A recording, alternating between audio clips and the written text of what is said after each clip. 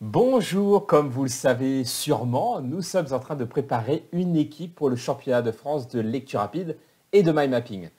Donc on pose souvent la question, comment s'entraîner au mind mapping tous les jours sans que cela nous prenne des heures et des heures. Et du coup, j'ai trouvé une astuce que j'ai partagée avec vous et qu'on a mis en place avec notre équipe et qui consiste à transformer ces listes de tâches, donc ces to-do list, en mind map. Donc moi, ce que je fais, c'est que tous les matins, je commence ma journée par ça. C'est que je prends une feuille blanche et je commence à dessiner les actions que j'ai décidé de faire aujourd'hui.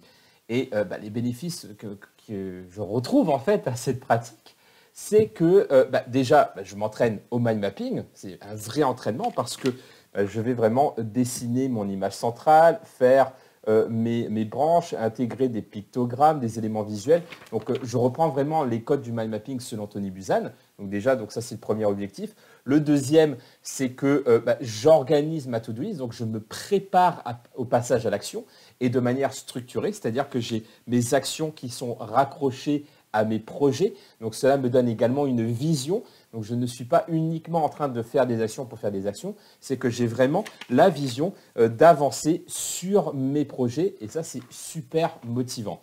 Donc ça c'est la deuxième motivation qui me pousse à faire ça. Et la troisième, c'est que je transforme la to-do list en quelque chose d'agréable, de fun. Parce que le fait de dessiner, de colorier, c'est super agréable et en plus ça me met dans un état de flow.